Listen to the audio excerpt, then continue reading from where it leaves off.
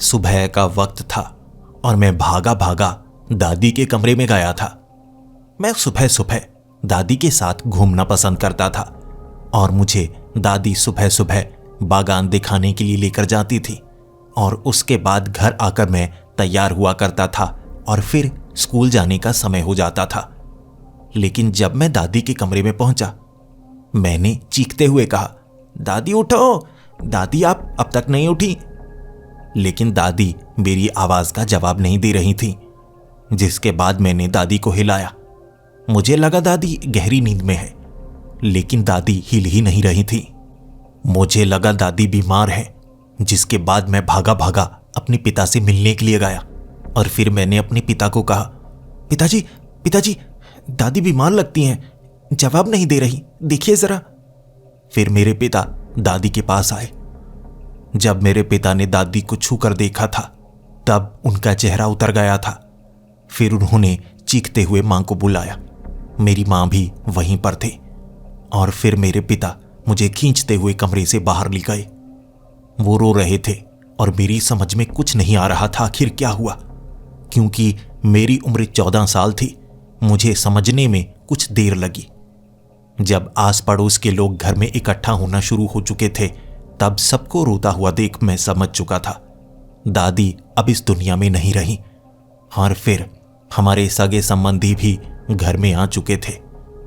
दादी की अंतिम विदाई का समय आ चुका था और मेरा भी रो रो कर बहुत ज्यादा बुरा हाल था। मैं बार बार दादी के कमरे में जा रहा था और मैं चाहता था कि दादी किसी तरह से उठ खड़ी हो। मैं चिल्ला रहा था, दादी ऐसा नहीं हो सकता दादी, दादाजी भी कुछ साल पहले मुझे छोड़कर चले गए, अब आप भी जा रही हैं, ऐसा नहीं होना चाहिए दादी, उठ जाओ दादी, उठ जाओ। लेकिन मेरी मां ने मुझे पकड़ा और मुझे कमरे से बाहर ले आई। फिर बाहर बैठे बैठे मैं बहुत ज्यादा रोता रहा।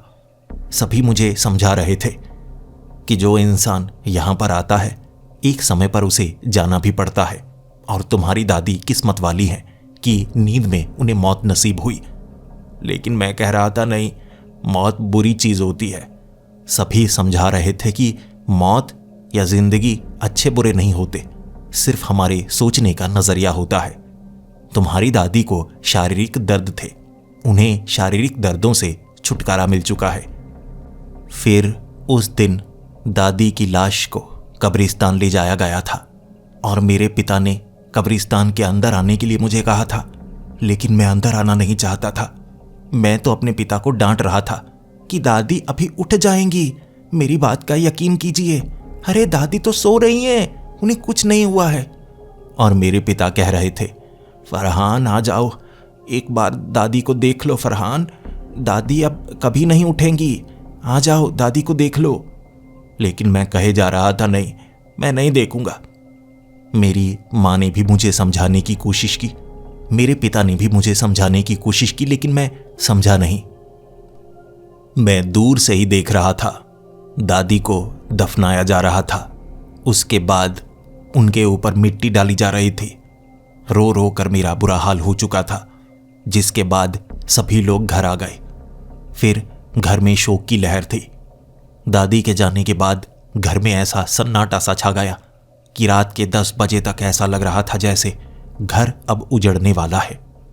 मेरे पिता मेरी मां के साथ थे और मैं दादी के कमरे में उन्हीं के पलंग के ऊपर बैठा हुआ उन्हें बहुत ज्यादा याद कर रहा था। वहीं बैठे बैठे मेरी आंख लग चुकी थी, जिसके बाद जब मेरी आंख खुली, शोर शराबा मच रहा था। मुझे तो कुछ भी समझ में नहीं आया, आखिर इतना शोर क्यों मच रहा है। मैं जल्दी से उठा, कमरे से बाहर निकला। उस समय मेरे पिता बाहर हॉल में खड़े, मेरी मां भी बिल्कुल उनके सामने खड़ी थी और मैंने घर का दरवाजा खुला पाया। दरवाजे के बाहरी तरफ कुछ था, जिसे देखकर मेरे पिता और मेरी मां बहुत ज्यादा डरे हुए थे। बाहर से भी आवाजें आ रही थी। भागते हुए मैं अपने पिता के पास गया और फिर मैंने देखा आखिर दरवाजे पर ऐसा कौन है जिससे सभी डर चुके हैं। मैंने अपनी दादी को देखा। मेरी दादी मिट्टी से सनी हुई थी, उंगलियों से खून बह रहा था। वो जिंदा थीं, लेकिन मिट्टी इतनी ज्यादा लगी जैसे अभी अभी कब्र से उठकर आई हूं। फिर मैंने अपनी आंखों को मला, क्योंकि एक पल के लिए मुझे लगा था कि मैं सपने में हूं, लेकिन नहीं, यह सपना नहीं था। मेरे पिता ने मुझे पकड़ने की कोशिश की कि रुको फरहान रुको, क्या कर रहे हो, लेकिन मैं भागा भागा गया और दादी को गले से लगा लिया। आधी रात का वक्त था, लेकिन आसपास के इलाके के जितने लोग थे हमारे घर को घेर चुके थे। ये सोचने वाली बात थी कि जिसे दफनाया गया है वो कब्रिस्तान से वापस आ चुका है। इसे सोचकर सभी बहुत ज्यादा डर रहे थे। लेकिन दादी नहाई, उसके बाद उन्होंने सफेद कपड़े पहने और दोबारा अपनी पलंग पर वो बैठ चुकी थी, लेकिन वो पूरी तरह से सन्न थी, ज्यादा बात कर ही नहीं रही थी। जिसके बाद एक मौलाना जी भी घर में आए थे और उनका कहना था कि ये कुदरत का एक करिश्मा है, ऊपर वाले ने इन्हें वापस यहां भेजा है, शायद इनका कोई काम रह गया होगा, इसमें कोई गलत नहीं है, ऊपर वाला कुछ भी कर सकता है। फिर लोग मेरी दादी को जन्नती कहने लगी थी कि जो वापस आ चुकी हैं, और इस तरह रात निकल चुकी थी। लेकिन मेरी खुशी का ठिकाना नहीं था। मुझे एक बार तो लगा था दादी दूर जा चुकी हैं, लेकिन अब दादी वापस आ चुकी थी। उनसे मिलने वालों की बहुत ज्यादा भीड़ रहा करती और दादी कहने लगी थी मुझे किसी से नहीं मिलना है, मुझे सब परेशान करने लगे हैं, इस उम्र में इतने लोगों से इतनी ज्यादा बातें नहीं होती। तो मेरे पिता सबको डांटा करते कि अब उनसे मिलने मत आओ, तुम उन्हें परेशान कर रहे हो, वो फिर से बीमार हो जाएंगी। लेकिन मैं तो दादी के पास जा ही सकता था ना। मैं उस शाम फिर से दादी के पास गया और मुस्कुराते मुस्कुराते मैं दादी को देखे जा रहा था। दादी, आप मेरे लिए वापस आई हैं ना? दादी ने अपना सर हिलाया और कहा, हाँ, मैं सबके लिए वापस आई हूं, आओ मेरे करीब बैठो। मैं दादी के करीब बैठा और फिर मैं दादी से पूछना चाहता था, दादी आप मुझे छोड़कर क्यों गई थी? दादी, पता है आपको मुझे आपकी कितनी याद आ रही थी? दादी ने मुझे गले से लगाया और कहा, ऐसा नहीं सोचना चाहिए, देखो आज नहीं तो कल कभी ना कभी ये समय आएगा जब मुझे इस दुनिया को छोड़ना होगा, इसीलिए अभी से अपना मन पक्का कर लो। हर कोई जो यहां आता है उसे जाना तो होता ही है, लेकिन हमारी यादें रह जाती हैं। मैं जब तक यहां पर रहूंगी तुम्हारे साथ अच्छा बनकर रहूंगी, मैं अभी कहीं गई नहीं हूं। फिर मेरी दादी ने अपना जो सोने का कंगन था उसे निकालकर मुझे दिया और कहा, यह तुम्हारा।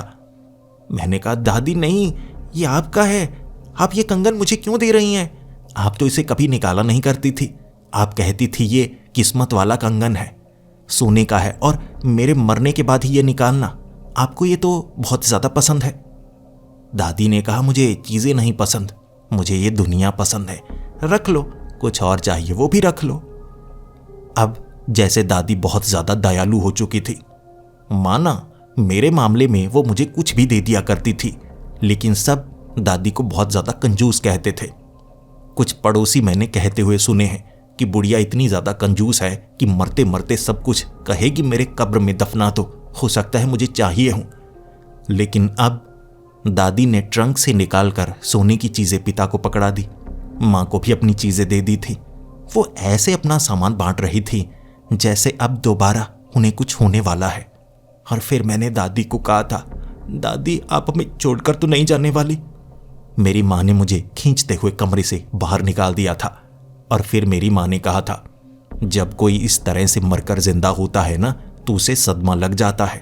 तुम्हारी दादी थोड़ी सी बदल चुकी हैं, क्योंकि ये एक तरह से दिमागी झटका था, समय लगेगा उन्हें संभलने में, इसीलिए वो जैसा कहती हैं, जो करने को कहती हैं वैसा करते जाओ, उन्हें परेशान मत करो। अगले 3-4 दिनों तक मैंने दादी को परेशान किया ही नहीं।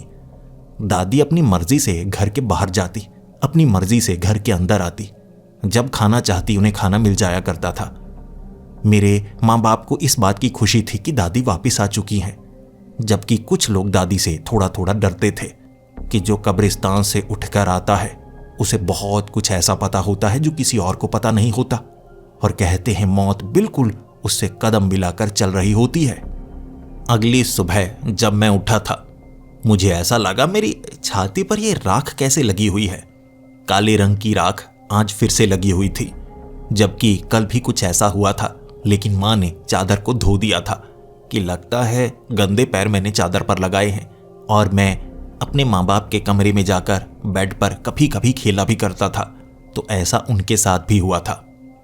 शरीर पर कालिख, ये तीसरा दिन था जब ये आई थी, और सुबह सुबह मुझे नहाना बिल्कुल भी पसंद नहीं था, लेकिन इस राख के कारण मुझे नहाना पड़ता था। माँ बाप के साथ भी कुछ ऐसा ही हुआ था। वो घर में चर्चा कर रहे थे कि पिछले 2-3 दिनों में शरीर पर यह काली काली राख कहां से आ जाती है, जैसे कोई कोयला रगड़ देता है। लेकिन ऐसा तो हो नहीं सकता कि उनके कमरे में कोई आ जाता हो। मेरे साथ भी कुछ ऐसा हो रहा था। और उसके बाद मेरे पिता ने पड़ोसियों से बात की, और पड़ोसी भी यही कह रहे थे। तो आसपास के इलाके में लोगों को ये चिंता होने लगी कि लगता है यहाँ किसी तरह की कोई बीमारी हो रही है, जिससे शरीर में अपने आप पसीने की जगह रात के वक्त कालिख निकलती है। लेकिन इसमें चिंता वाली कोई बात नहीं थी। एक डॉक्टर भी थे जो हमारे घर के काफ़ी पास रहते थे, और उन्होंने कहा था कि एक बार टेस्ट मैंने भी करवाए हैं।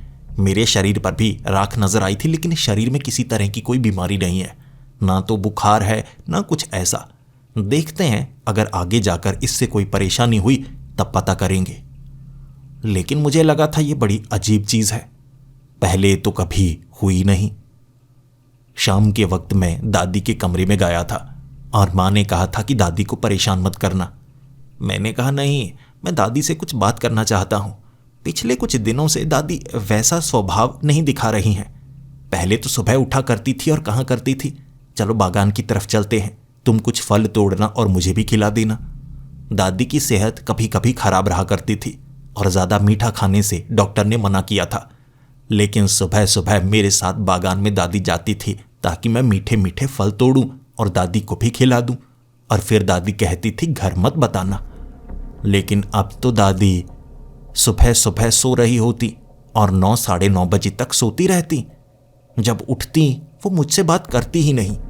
मुझे ऐसा लगने लगा था जैसे ये मेरी दादी हो ही ना।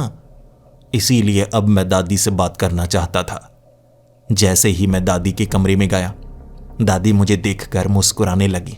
फिर मैं दादी के पास आकर बैठ गया और फिर कहने लगा, दादी अब आपकी सेहत कैसी है? दादी ने खिलखिलाते हुए कहा, बहुत अच्छी है, बहुत अच्छी है। क्या हुआ? मैंने कहा, नहीं दादी, वैसे ही मुझे लगा आप थोड़ी बदली बदली सी है ना, अभी लगता है वो सदमे से आप बाहर निकल नहीं पा रही हैं। दादी ने मुस्कुराते हुए कहा, अरे नहीं नहीं, चिंता की कोई बात नहीं है, अब मैं पूरी तरह से ठीक हो चुकी हूं। ना कोई दिमागी दुख है, ना कोई शारीरिक दुख है। तुम्हें मुझसे बातें करना पसंद था ना, अब मैं कम बात करती हूं ना, चलो आओ बैठो, बातें करते हैं। दादी के बोलने का तरीका बिल्कुल अलग था, लेकिन मुझे लगा माँ की बात सही हो सकती है, तो मैं दादी से सवाल पूछने लगा। और सबसे कमाल का सवाल जो मेरे मन में बार बार आए जा रहा था, इस दुनिया के आगे क्या है? दादी, मरने के बाद आपको कैसा एहसास हुआ था? और दादी ने हंसते हुए कहा था, तुम्हें एक अजीब बात बताऊं, किसी से कहोगे तो नहीं? मैंने कहा, नहीं दादी, नहीं, किसी को नहीं कहूंगा। दादी ने कहा, तुम्हें पता है जैसे हमारी ये दुनिया है, वहां एक और दुनिया है, और उस दुनिया के आगे एक और है, और उसके आगे एक और है। जब हम मरते हैं तो हमारा अंत नहीं होता, बहुत कुछ और देखने को मिलता है, लेकिन वो राज है, वो मैं तुम्हें नहीं बता सकती, क्योंकि जो भी उस तरफ गया है वो जानकारी इस तरफ ला नहीं सकता। लेकिन इतना है, वो भी बड़ी अद्भुत दुनिया है। फिर मैंने मुस्कुराते हुए कहा, दादी आप जन्नत में गई थी ना, वो जन्नत है ना? और दादी ने सिर्फ मुस्कुराना जारी रखा। उन्होंने जवाब नहीं दिया, बस थोड़ा सा सर हिलाया। ये जवाब ना में था। मैं घबरा गया। दादी आप बहुत अच्छी हैं, आप जन्नत में जाएंगी, कहीं और नहीं। दादी मुस्कुराती रही, और कभी भी वो इस तरह से चुप होकर मुस्कुराया नहीं करती थी। मुझे हमेशा जवाब दिया करती थी, और जब वो चिढ़ जाया करती थी तो गुस्सा करती थी। अब दादी बिल्कुल भी नहीं चिढ़ती थी, सिर्फ हंसती, मुस्कुराती, चाहे मुझसे कांच का ग्लास टूट जाए, चाहे उनकी कोई खास चीज गिर जाए, दादी बिल्कुल भी गुस्सा नहीं करती थी और कहती थी कोई बात नहीं, कुछ भी टूट गया तो क्या हुआ, लेकिन तुम्हें चोट तो नहीं लगी ना। मुझे अब दादी पर शक होने लगा था और मैंने ये मां को कहा, मां मुझे ऐसा लगता है जैसे ये दादी हो ही ना। तब मां घबरा गई और कहने लगी, अरे ऐसी बातें मत करो, मनहूस बातें करते हो घर में, ऐसी बातें करना मनहूसियत को दावत देने के बराबर होता है। पिता ने भी कुछ ऐसा ही कहा था और माँ बाप से डांट के बाद आप वो बात नहीं कर सकते। मेरी उम्र कम थी ना, तो मैं ज्यादा डांट खाना पसंद नहीं करता था, लेकिन जब मेरे पिता मुझे डांट रहे होते, दादी हमेशा बीच बचाव किया करती थी और कहा करती थी कि अरे बच्चे को क्यों डांट रहे हो, छोटा सा बच्चा है, सवाल पूछेगा ही। लेकिन अब दादी बीच बचाव नहीं करती थी, बस अपने पलंग पर बैठी मुस्कुराती रहती, चाहे मेरे पिता मुझे जैसे भी डांटे। दादी अब बीच में आती ही नहीं थी। मुझे अब चिंता रहा करती और कभी कभी तो मैं रात को किसी डरावने सपने के कारण डर जाया करता था और फिर दादी के पास जाया करता था। इस बार फिर से मुझे कोई डरावना सपना आया या बाहर से कोई आवाज हुई, लेकिन मैं डर गया था। वक्त अभी 11 बजे का ही था। मैं जल्दी से उठा और जैसे ही मैं अपने कमरे से बाहर निकला, मैंने सामने वाले दरवाजे को खुलता हुआ पाया। दादी घर से बाहर जा रही थी और नंगे पांव। मैं दादी का पीछा करना चाहता था। मैं जैसे ही घर से बाहर निकला, दादी के चलने की रफ्तार बहुत ज्यादा तेज थी। दादी इतनी तेज चला ही नहीं करती थी, लेकिन अब तो दादी चलती चलती बाहर बहुत दूर चली गई। मैं सोचने लगा दादी कहाँ गई होंगी, लेकिन मैं दादी के पीछे नहीं जा सकता था और ना ही माँ बाप को बता सकता था। इस समय वो सोए हुए होंगे। लेकिन सुबह मैंने जब अपने पिता से बात की कि रात को मैंने दादी को बाहर जाते हुए देखा, मेरे पिता ने डांटा, तुम दादी पर ध्यान रख रहे हो कि दादी कहाँ जाती हैं कहाँ नहीं जाती, जहाँ भी जा रही हो उनकी मर्जी। अब दादी को हमने आज़ादी दी है, वो कहीं भी जा सकती हैं। जिस तरह से वो वापस आई है ना, बस वो जो भी करें मुझे तो अच्छा लगता है। घर में रहें बस। ऊपर वाले ने दादी को वापस भेजा है, हमें इज्जत करनी चाहिए। लेकिन मुझे दादी पर शक सा हुआ करता था। अगली रात भी लगभग 11 बजे तक मैं सोया ही नहीं। जैसे ही बाहर से वही आवाज हुई, मैं बाहर निकला और दादी फिर से दरवाजा खोलकर बाहर की तरफ जा रही थी।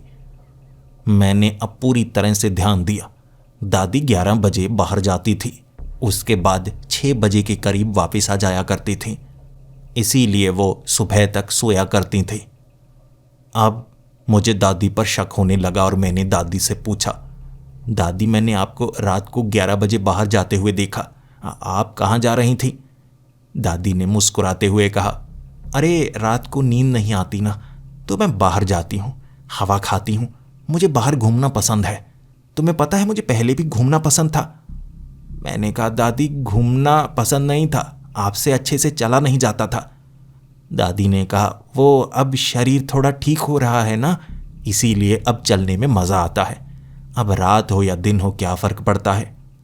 मैंने कहा, दादी रात को बाहर नहीं जाना चाहिए, चोर लुटेरे होते हैं ना, आप कहा करती थी कि बाहर रात को नहीं जाना चाहिए, जानवर कुत्ते वगैरह कुछ भी हो सकता है, लेकिन दिन को सुरक्षा होती है। दादी ने कहा, अरे मेरी उम्र ज़्यादा है ना, मुझसे कोई क्या लूटेगा। अरे जानवर मुझसे दूर ही रहते हैं, मुझे कुत्तों को पुचकारना आता है। चिंता मत करो मेरे बच्चे, मैं बाहर जाती हूँ, अपनी मर्जी से जाती हूँ और कुछ ही समय में वापस आ जाती हूँ। मैंने कहा, दादी आप सुबह के वक्त वापस आती हैं, मैंने आपको वापस आते हुए भी देखा। दादी फिर से मुस्कुराने लगी, अच्छा तो तुम ध्यान रख रहे हो कि मैं कब बाहर जाती हूँ कब वापस आती हूँ। तुम्हें सच बताऊँ, तुम बिल्कुल मेरे पिता की तरह बातें कर रहे हो। मैं उस समय भी कभी कभी सहेलियों से मिलने के लिए शाम के वक्त बाहर जाया करती थी, अरे अपनी जवानी में। और मेरे पिता, यानी कि तुम्हारे परदादा ही कह सकते हैं, वो कहा करते थे, इतने बजे जाती हो, इतने बजे वापस आती हो, बिगड़ जाओगी, बिगड़ चुकी हो। एक बार उन्होंने पीटा भी था। मैं तो सहेलियों के साथ तालाब में नहाने के लिए गई थी। अब तुम भी बताओ, तुम मुझ पर नज़र रख रहे हो ना, तुम्हें लगता है दादी बिगड़ जाएगी कोई लड़का दादी को भगा कर ले जाएगा रात के वक्त, यही सोच रहे हो? मैंने कहा नहीं नहीं दादी, मेरे कहने का मतलब ये थोड़ी ना था। दादी मुस्कुराई और बड़े प्यार से जवाब दे रही थी। ये ऐसी बात थी जिस पर दादी गुस्सा किया करती थी, लेकिन अब दादी ने मुस्कुराकर जैसे जवाब दिया, मैं दादी को पलटाकर कुछ कह ही नहीं पाया। मैं कमरे से बाहर आ गया और मुझे लगने लगा ये दादी नहीं है। ऐसा क्यों लगता है? ये दादी बिल्कुल नहीं है। हर रोज जब मैं सुबह उठता, कभी पीठ पर कालिक होती, कभी छाती पर, लेकिन ये पसीने की तरह शरीर से निकलती थी। साफ करने के बाद अपने आप उसका रंग फीका फीका सा होने लगता। लेकिन सबके साथ ऐसा हो रहा था और मैं अब इस पर ज्यादा ध्यान दे रहा। कोई ध्यान नहीं दे रहा था, लेकिन मुझे लगने लगा था इसके पीछे दादी का हाथ हो सकता है। लेकिन दादी कमरे में नहीं आती, अपने आप होता है जो भी होता है। पिता के शरीर से भी ऐसे ही राख निकलती, माँ के शरीर से भी ऐसे ही राख निकलती। आस पड़ोस वाले भी यही कह रहे थे। कुछ कह रहे थे कि यहाँ पर एक मिल से ज्यादा राख आती है, वो शायद कमरों के अंदर आ जाती है रात के समय। लेकिन मुझे शक था दादी के कारण ये होता है। और मैंने नोटिस किया, एक रात 11 बजे से पहले ही मैं बाहर हॉल में खड़ा, दादी अपने कमरे में थी और मुझे लगा 11 बजे वो अपने कमरे से बाहर निकलेंगी। लेकिन 10:30 बजे के करीब मैंने दरवाजे पर कान लगाकर सुनना चाहा। दादी कुछ तैयारी कर रही हैं, कोई सामान लेकर जाती हैं, दरवाजा बंद कर देती हैं 11 बजे से पहले पहले। दादी बुड़बुड़ा रही थी। दरवाजा बंद था लेकिन अंदर से चिटिकनी नहीं लगी थी। मैंने हल्का सा दरवाजा खोला और देखा दादी दीवार से बात कर रही थी, मुस्कुरा रही थी और बड़ी हल्की आवाज में बोल रही, लेकिन दीवार से बात कर रही थी। मैं हैरान और परेशान, लेकिन उस रात मैं डर चुका था। मैं अपने कमरे में चला गया और जैसा मैंने सोचा था बिल्कुल वैसा हुआ। 11 बजे दादी अपने कमरे से बाहर निकली और अब मैं इतना तो जान चुका था, दादी मरकर जिंदा हुई हैं। और जो इंसान कहते हैं मरकर जिंदा होता है, उसे बहुत कुछ पता होता है जो वो बताता नहीं। मुझे उस रात वो पागलपन नहीं करना चाहिए था। मुझे दादी पर गुस्सा भी आया। मैं सच का पता लगाना चाहता था कि दादी कहाँ जाती हैं, नंगे पांव चलती हैं, कहीं दूर तो नहीं जाती होंगी। मैंने दादी का पीछा शुरू कर दिया। दादी आगे आगे, मैं दादी के पीछे पीछे। दादी गांव से बाहर जा रही थी और मैं दादी के पीछे पीछे। गांव के बाहर कब्रिस्तान की ओर। मुझे लगा दादी कब्रिस्तान जाती हैं, लेकिन नहीं। कब्रिस्तान वाली वो गली को पार करके वो आगे निकल चुकी थी, उन खंडहरों की ओर। ये पुराने खंडहर और उनके बीच से दादी निकल रही और मुझे बहुत ज्यादा डर लग रहा। कुछ लोग कहते हैं कि ये इलाका भूतिया है, यहां रात को आने की हिम्मत तो कोई नहीं कर सकता। दादी इस तरफ अकेले क्या करने आई हैं? फिर दादी एक पुराना मकान था उसके अंदर गई। उसकी खिड़की खोली उन्होंने और ऐसे खोली कि अंदर जाने का रास्ता बन गया। दादी खिड़की से अंदर गई थी और मैं घबराता घबराता खिड़की के करीब। मैं सुनना चाहता था कि दादी अंदर क्या कर रही हैं, क्योंकि दिख तो कुछ भी नहीं रहा था। फिर मुझे किसी के चिल्लाने की आवाज सुनाई दी और कोई चिल्लाने की कोशिश कर रहा था, लेकिन जैसे मुंह बंद किया गया हो। ज्यादा तेज आवाज नहीं आ रही थी और उसके बाद कराहने की आवाजें, फिर दादी के हंसने की आवाजें। दादी हंस रही थी, कोई और रो रहा था और ऐसा लग रहा था जैसे दादी किसी को मार रही हो और सामने वाले को उस सजा के कारण दर्द हो रहा हो और वो चिल्ला रहा हो। ये सोचकर मुझे बहुत ज्यादा घबराहट होने लगी और डर लगने लगा था। मैं तो भागा घर की ओर। उस रास्ते से निकलते वक्त मुझे लग रहा कोई भूत मुझे पकड़ लेगा। मैं रुका नहीं, मैं भागा।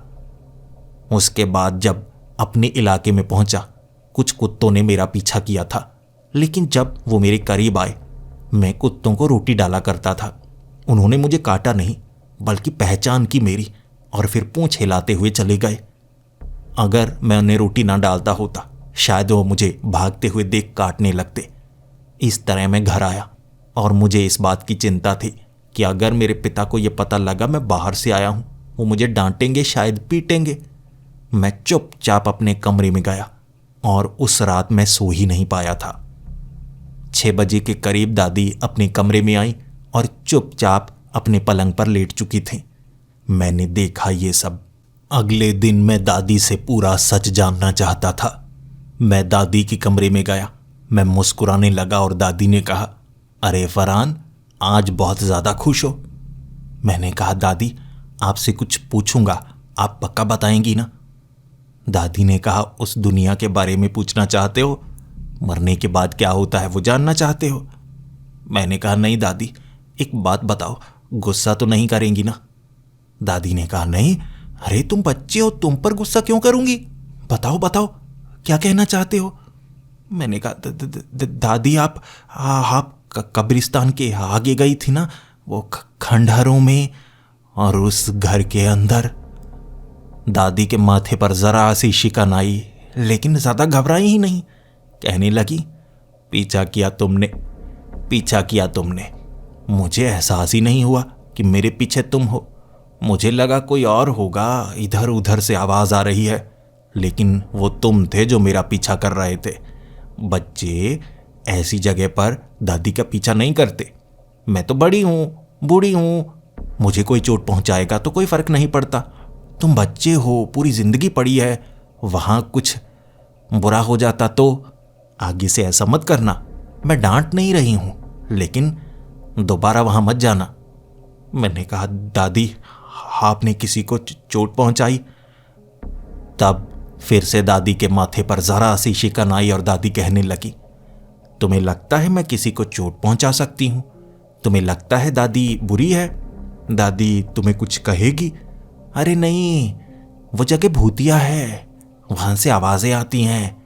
और एक कमाल की बात बताऊं, दादी मरकर जिंदा हुई है और दादी ने वहां बहुत कुछ देखा।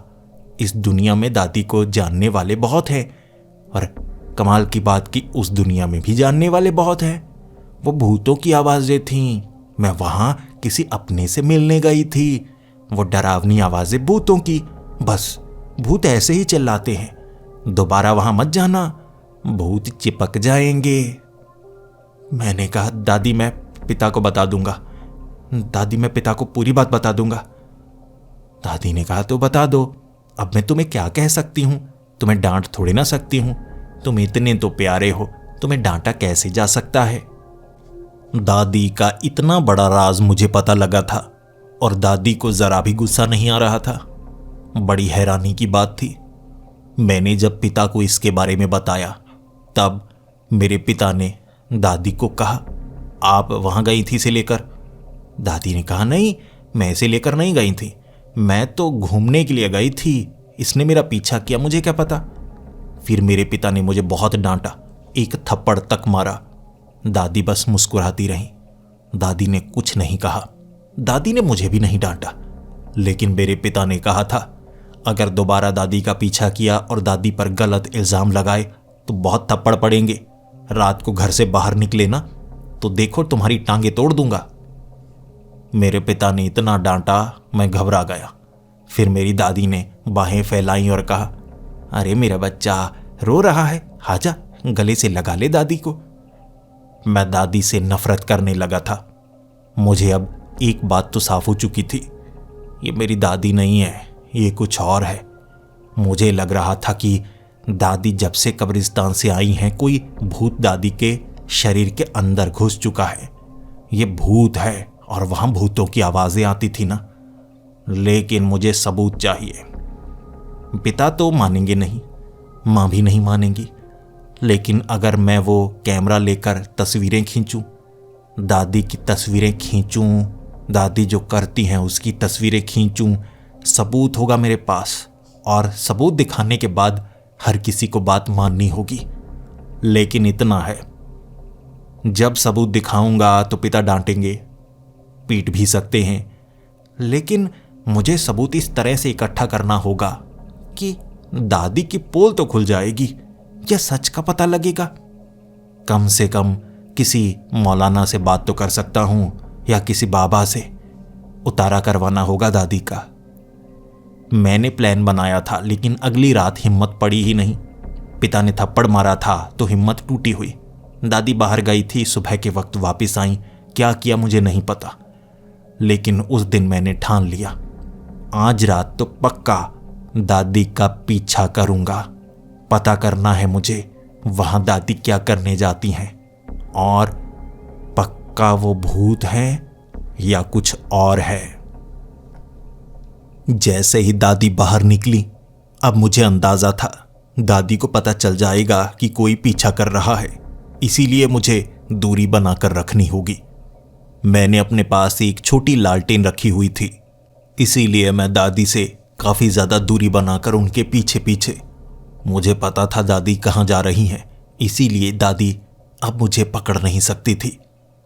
चुपचाप बड़े आराम से दादी को उस तरफ जाते हुए मैं देखे जा रहा, और वो कब्रिस्तान से आगे से निकल कर गई उन खंडहरों में। मैं भी उनके पीछे पीछे। जब वो उस घर के अंदर घुसी थी, तब मेरे दिल की धड़कन बहुत ज्यादा तेज थी। मुझे डर था दादी अच्छा बनने का दिखावा करती हैं, जरा भी नहीं डांटती। उन्हें अंदाजा भी लग चुका है मैं यहां तक उनका पीछा कर चुका हूं।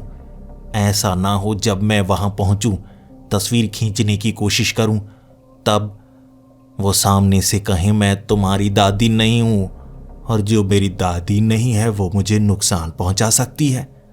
लेकिन मुझे सच का पता लगाना था। मैं दरवाजे के पास कान लगाकर सुनने लगा। अंदर से सबसे पहले हंसने की आवाजें आईं, फिर चिल्लाने की आवाजें। ये आवाजें दादी की थीं। उसके बाद कराहने की आवाजें और चीखने की आवाजें ये किसी और की थी। ऐसा लगा जैसे कोई और है जिसे दादी सजा दे रही हैं। अब मुझे ये देखना था, लेकिन मैं नहीं चाहता था कि हल्की सी भी आवाज हो। अगर दादी को हल्की सी आवाज भी आ गई, उसके बाद हो सकता है वो चौकन्नी हो जाएं और मुझे वो तस्वीर ना मिले। एक दो बार जल्दी जल्दी फ्लैश से मैं तस्वीरें खींच लूंगा, फिर इस डिजिटल कैमरा में वो तस्वीरें आ जाएंगी और उसके बाद मेरे पास सबूत होगा। दादी ने ही यह डिजिटल कैमरा मुझे लेकर दिया था 3 साल पहले। इसका इस्तेमाल मैं दादी के खिलाफ ही करने वाला हूं। एक पल के लिए मुझे असहज महसूस हुआ था, लेकिन फिर लगा सच का पता भी तो लगाना चाहिए, दादी कहा करती थी। मैंने जूते उतार दिए थे। मैंने जूतों को जेब में डाल लिया। उसके बाद मैं खिड़की के रास्ते घर के अंदर। हल्की सी भी आवाज नहीं हुई। मैंने लालटेन को बंद कर दिया था। मैं नहीं चाहता था हल्की सी रोशनी से दादी को पता चले। फिर जैसे ही मैं घर के अंदर गया, मैंने देखा फर्श टूटा हुआ था। घर का काफी बड़ा हिस्सा नीचे धंसा हुआ और एक जगह नीचे बड़ा छेद सा बना हुआ था। वहां से आवाजें आ रही और वहां से रोशनी भी आ रही थी। ये तहखाना होगा पुराना, जिसकी छत नीचे की तरफ धंस चुकी और वहां से नीचे जाने का रास्ता भी बना हुआ था। दादी भी वहीं पर गई थी। मुझे दादी की आवाज नीचे से सुनाई दे रही, और ऐसी जगह तहखाना और मरकर जिंदा हुई दादी, किसी को सजा दे रही दादी, सोचकर भी किसी को भी सहरन पैदा हो जाए। लेकिन मैं दादी पर भरोसा कर चुका था। मैं उस छेद से जब नीचे देख रहा, मैंने जो देखा मेरे रोंगटे खड़े हो गए। मैं तस्वीर खींचता तो कैसे खींचता। मैंने दादी को देखा, सीधी खड़ी थी, हाथ में कुछ था नुकीला उनके। कुर्सी पर एक आदमी को बांधा हुआ था उन्होंने। वो आदमी हिल नहीं रहा था, जैसे मर चुका हो। आंखें बाहर की तरफ निकली हुई थीं, लेकिन जो चिल्लाने की आवाजें आ रही थीं, करहने की आवाजें आ रही थीं, वो कुर्सी पर बंधे उस आदमी की नहीं थीं। दादी ने किसी को दीवार पर टांगा हुआ था, और बड़े भयानक तरीके से। और जब मैंने ध्यान से देखा वो कौन है, वो कोई इंसान नहीं था। अजीब सा शैतानी जीव, जो दिखने में इंसान लग रहा लेकिन इंसान नहीं। जैसे किसी इंसान की चमड़ी उधेड़ दी जाए, नीचे से खून से सना मांसपेशियों का एक ढांचा नजर आएगा, वो ऐसा था। लेकिन उसकी खोपड़ी इंसान जैसी थी ही नहीं। एक जानवर की तरह छोटे छोटे 2 सींग निकले हुए थे, आंखें थीं। उसके जबड़े को सिला गया था रस्सी के जरिए। वो चीखने की कोशिश कर रहा, लेकिन चीख नहीं पा रहा था, और दादी उसे सजा दे रही थी। मेरे तो हाथ पैर फूल गए। दादी, ये क्या कर रही है? और ये क्या चीज है? इंसान तो नहीं है। दादी ने कहा था भूत, लेकिन ये भूत भी नहीं लगता। भूत भी इतने डरावने नहीं होते, वो जितना डरावना था। और मैं पीछे हटना चाहता था, लेकिन वो मिट्टी थी जिस पर कुछ पत्थर पड़े होंगे जो खिसके और सीधा फर्श पर गिरे। नीचे उस तहखाने के फर्श पर जब पत्थर गिरा, दादी ने ऊपर की तरफ घूमकर देखा, और वो शैतानी जीव ने भी मेरी तरफ देखा। फिर दादी मुझे देखकर मुस्कुरा रही थी। उनके चेहरे पर शिकन ना थी। मुझे लगा अब मैं बड़ी मुसीबत में हूं। तस्वीर खींच ही नहीं पाया, मैं भागा वहां से बहुत तेज, और मैंने महसूस किया कोई मेरे पीछे भाग रहा है। मैंने जब मुड़कर देखा, मैं खिड़की से निकल रहा था और पीछे देखा दादी बहुत तेज भाग रही, और दादी ने कहा था, रुको रुको फरहान, रुको रुको रुको रुको। लेकिन मैं रुकने वाला नहीं था। मैं बहुत तेज भागने लगा। मैं सीधा उन खंडहरों से बाहर निकलना चाहता था, लेकिन मैंने देखा दादी के भागने की रफ्तार मुझसे बहुत ज्यादा तेज है। दादी एक घर से आगे निकलकर उस कब्रिस्तान के आगे पहले से खड़ी, और मैं दादी से टकराना नहीं चाहता था, तो मैंने छलांग लगा दी कब्रिस्तान के अंदर। अब कब्रिस्तान से पीछे निकलने का एक और रास्ता था, लेकिन वो जंगल की तरफ जाता था। अब दादी अंदाजा नहीं लगा सकती थी मैं किस तरफ से भागूंगा, इसीलिए दादी कब्रिस्तान के अंदर अब पीछे से पकड़ने की कोशिश कर रही, लेकिन मैं उनसे काफी ज्यादा दूर निकल आया। लालटेन पीछे कहीं गिर चुकी थी। मैं जंगल में था। मैं एक पेड़ के पीछे छिप चुका था, और बस मुझे घर तक पहुंचना था, दादी से बचना था। ये मेरी दादी नहीं है। दादी कभी ऐसा कुछ किसी के साथ नहीं करती। ये मरकर आया कोई शैतान है जो दादी के शरीर का इस्तेमाल कर रहा है। मेरे लिए ये साफ हो चुका था, और अगर वो कोई शैतान है तो वो मेरे साथ भी वही करेगा जो उस तहखाने में उस शैतानी जीव के साथ किया जा रहा था। और कुर्सी के साथ बंधा वो इंसान क्या था? उसे भी तड़पा तड़पा कर शायद मारा गया था। ये दादी ने किया होगा। किसी ने मेरी बात पर यकीन नहीं किया था, लेकिन अब खुलासा हो चुका था। मैं पेड़ के पीछे छिपा हुआ था। ये इंतजार कर रहा था कि दादी भटक जाएंगी, अब मेरा पीछा नहीं करेंगी, मैं छिपूंगा, घर की तरफ निकल लूंगा। लेकिन जब चलने की आवाजें करीब से आने लगी, मैं चिपक चुका था पेड़ को पकड़कर। अंधेरा बहुत ज्यादा था। मुझे लगा था मैं अंधेरे में छिप सकता हूं, लेकिन मुझे यह नहीं पता था कि दादी मुझे सूंघ कर ढूंढ सकती है। मुझे ऐसी आवाजें सुनाई दे रही थी जैसे कोई जोर जोर से सूंघने की कोशिश कर रहा हो, और फिर आवाज भी लगा रहा हो, फरहान, फरहान, मैं जानती हूं तुम बेहद करीब हो। यहीं हो फरहान, तुम यहीं हो। बाहर निकल आओ, खुद ब खुद बाहर निकल आओ। तुम्हें सच जानना होगा। मुझसे डरने की जरूरत नहीं है तुम्हें फरहान, बाहर निकल आओ। जब दादी बेहद ज्यादा करीब आ चुकी थी, मैंने दादी को धक्का देने की कोशिश की। मुझे लगा था दादी कमजोर सी है, धक्का दूंगा भाग निकलूंगा, लेकिन ऐसा नहीं था। मैंने धक्का दिया, दादी हिली तक नहीं, और दादी ने मुझे कंधों से पकड़ लिया। उनकी पकड़ इतनी ज्यादा मजबूत थी, मैं खुद को छुड़ा ही नहीं पा रहा था। मैं चीख रहा था, चिल्ला रहा था, लेकिन मैं जंगली इलाके में था, तो मेरे चीखने चिल्लाने की आवाजें गांव तक पहुंचने वाली नहीं थी। दादी ने मुझे इसी तरह से जकड़ा हुआ, और दादी के चेहरे पर एक मुस्कुराहट थी। उस अंधेरे में दादी के चमकते हुए वो दांत मुझे नजर आ रहे थे। मुझे वो मुस्कुराहट इतनी ज्यादा भयानक लगी, और हंसने का ऐसा तरीका दादी का तो नहीं था। जब मैं चीख चिल्लाकर थक गया, फिर मैं दादी से माफी मांगने लगा। दादी छोड़ दो मुझे, दादी छोड़ दो मुझे, दादी मत मारो मुझे।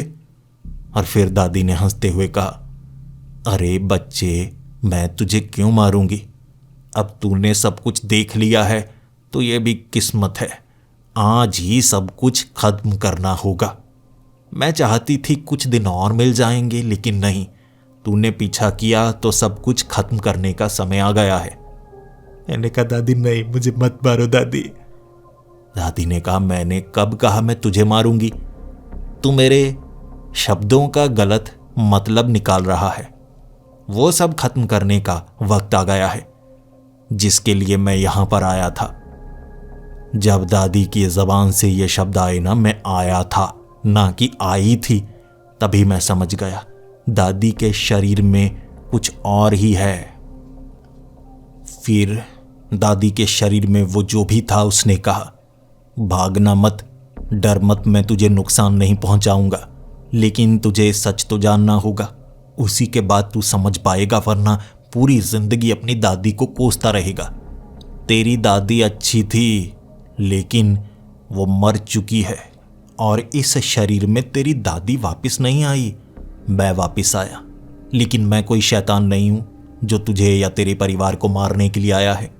या उस खंडहर में तूने जो देखा, तुझे लग रहा है मैं किसी मासूम को मौत के घाट उतार रहा हूं?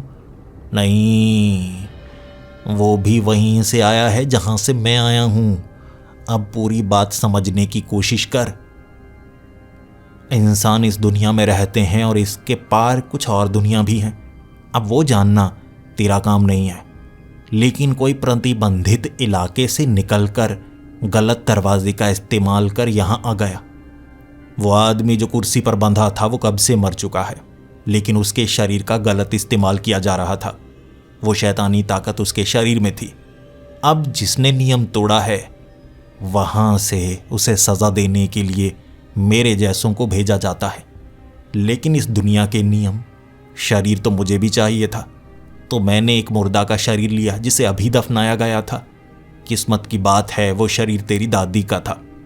अब इस शरीर का इस्तेमाल करके जो वहां से आया है उसे वहीं वापस भेजना था, लेकिन सजा के साथ।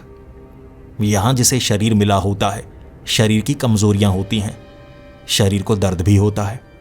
अब यहां वो आया था, कुछ गलत किया उसने जो तुझे बताया नहीं जा सकता। मैं बस उसे सजा दे रहा था, लेकिन तूने अब ये सब देख ही लिया है, तो उसकी सजा का अंत हो चुका है। अब उसके जाने का समय है। जहां से आया है वहीं जाने का समय है। सजा मिल चुकी। अब यहां से सीधा घर की तरफ जाना। छोटा सा अधूरा काम है मेरा, निपटा कर आता हूं, या कहूं आती हूं। हाँ, बताना मत कि मैंने ये सब किया। तेरी दादी ने कुछ नहीं किया। मैं बस अभी आती हूं। घर चले जाना, भटकना मत। कब से पीछा कर रही हूं, जंगल में जानवर हो सकते हैं। वो गांव वाला रास्ता, सीधे चलते जाना, आगे से दाईं तरफ। तुम सड़क तक पहुंच जाओगे। घर पहुंचना, पिता को बताना मत, पता मत लगने देना कि तुम बाहर गए थे। उस दिन चांटा मारा, मुझे बुरा लगा, लेकिन मैं क्या कर सकता था। घर जाओ चुपचाप, मैं अभी आता हूं। जिसके बाद उसने मुझे छोड़ दिया। दादी वापस खंडहरों की तरफ बढ़ रही, मैं घर की तरफ भागे जा रहा। घर पहुंचा, मैं अपने बेडरूम में दरवाजे को बंद करके दीवार से चिपक चुका था। खौफजदा इतना ज्यादा था कि मेरा शरीर कांप रहा था। मैंने जो देखा था, मेरे जैसा 14 साल का बच्चा देखे तो क्या हालत हुई होगी उसकी, आप भी ये महसूस कर सकते हैं। मैंने वक्त देखा था 12:30 बजे के करीब का था। मैं घबराया रहा और मुझे अंदाजा था 6 बजे तक दादी वापस आएगी, वो जो भी है दादी के शरीर में। लेकिन 1 घंटे बाद दादी वापस आई। दरवाज़ा बंद कर दिया और मैं कांपने लगा। मुझे दादी मारेगी तो नहीं, लेकिन फिर दादी अपने कमरे में चली गई। सुबह तक मैं सो नहीं पाया, और जब मैं सुबह उठा, मेरे कमरे का दरवाज़ा मां खटखटा रही थी। मुझे आवाज़ें लगाई जा रही थी कि मैं बाहर निकलूं। मैं बहुत देर तक कमरे के अंदर था, लेकिन मुझे बाहर निकलना पड़ा। मेरी माँ ने मुझे डांटा कि इतनी देर तक सोते हो, कमरे का दरवाज़ा भी बंद किया हुआ था। कितनी बार कहा है दरवाज़ा बंद नहीं करना है। घर है, घर का दरवाज़ा बंद कर दिया तो कमरे का दरवाज़ा क्यों? अगर तुम डर गए तो तुम्हारे कमरे में आना होता है हमें। मैं बाहर आया और मैं कांप रहा था। फिर मैं दादी के कमरे में झांकने लगा और माँ ने कहा, चलो दादी को उठा कर आओ। मैंने माँ की तरफ देखा और कहा, नहीं माँ। मेरा उतरा हुआ चेहरा देख माँ ने कहा, क्या हुआ, डरावना सपना देखा है? मैंने कहा, नहीं माँ, दादी को मैं नहीं उठाऊंगा। लेकिन माँ ने मुझे डांटा तो मुझे दादी के कमरे में जाना पड़ा। दादी सोई हुई थी। मैंने हिलाया, दूर से हाथ से हिलाया, दादी उठी नहीं। जोर से हिलाया, दादी उठी नहीं। फिर से दादी के साथ वैसा ही हुआ था। दादी मर चुकी थी। फिर मैं भागा भागा माँ के पास गया और माँ को बताया, फिर पिता को बताया। जब वो इस कमरे में आए, अब कोई भी रो नहीं रहा था। पिता कह रहे थे, ऊपर वाले ने कुछ दिन दिए थे दादी को हमारे साथ रहने के लिए, मौत तो पहले भी हो चुकी थी। आस पड़ोस के लोग इकट्ठा हुए। उसके बाद मौलाना को बुलाया गया और सब यही कह रहे थे कि वो जन्नती थी, इसीलिए वापस आई थी। लेकिन सच मुझे पता है और मैं किसी को बताता तो कैसे बताता। वो एक ऐसा राज था जो मेरे सीने में दफन रहा। दादी को दोबारा कब्रिस्तान में दफनाया गया था। मैं घर आकर डर रहा और उस रात भी मैं सो नहीं पाया कि सुबह दादी फिर से वापस आ जाएंगी। पहले भी दफनाया गया था, अब भी दफनाया गया है, लेकिन दादी दोबारा वापस नहीं आई। किसी को भी अब उतना दुख नहीं था। सब अच्छी बातें कर रहे कि जो अच्छे लोग होते हैं ऊपर वाला कुछ समय दे देता है। लेकिन मैं सबको बताना चाहता था वो बातें जो बता ही नहीं पाया। लेकिन सच का पता लगाना चाहता था, सबूत के साथ। दिन के वक्त मैं घर से निकला था खंडहरों की ओर। कब्रिस्तान से निकलते वक्त दादी की कब्र देखकर सिहरन पैदा हो गई मेरे शरीर में। लेकिन मैं खंडहरों में गया था, वही घर, खिड़की से घुसने का रास्ता, और उस तहखाने में कांपते कांपते मैंने देखा। कुर्सी तो थी वो पुरानी, लेकिन कुर्सी पर राख थी। दीवार पर छपा हुआ एक काले रंग का निशान देखा मैंने। नीचे पड़ी राख देखी, जैसे जलाई गई हो चीजें, लेकिन ये जलाई गई लाशें नहीं लग रही थी। लेकिन राख ऐसी ही थी कि यहां जो था वो राख में बदल गया और कुछ भी मौजूद नहीं था। दादी ने रात को क्या किया कि उस शैतान और उस शरीर को राख में बदल दिया? मुझे इसका पता चल ही नहीं पाया और ना मैं इसके बारे में किसी को बता सकता था।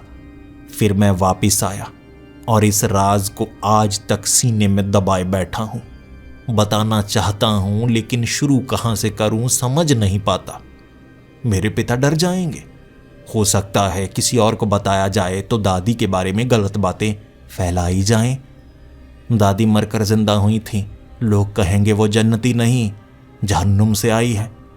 तो मैं दादी को बदनाम नहीं करना चाहता था, क्योंकि सच मुझे पता है वो दादी थी ही नहीं और उसने अपने मुंह से सच मुझे बताया।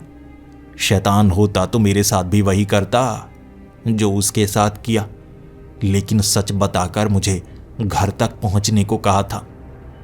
वो जो भी था अच्छा भी था, बुरा भी नहीं किया, डांटा तक नहीं। दादी का शरीर उधार लिया था बस अपना काम करने के लिए, और काम भी इस दुनिया का नहीं, उस दुनिया का। और आखिर में मैं बस इतना कहना चाहता हूं, आपको मैं डराना नहीं चाहता, लेकिन एक बार सोचिए, जो आपके आसपास कोई बहुत अच्छे से बात करता है, क्या आपको पक्का पता है वो जिंदा इंसान ही है? कहीं ऐसा तो नहीं कोई उसके शरीर में किसी और दुनिया से आकर अपना जरूरी काम कर रहा है?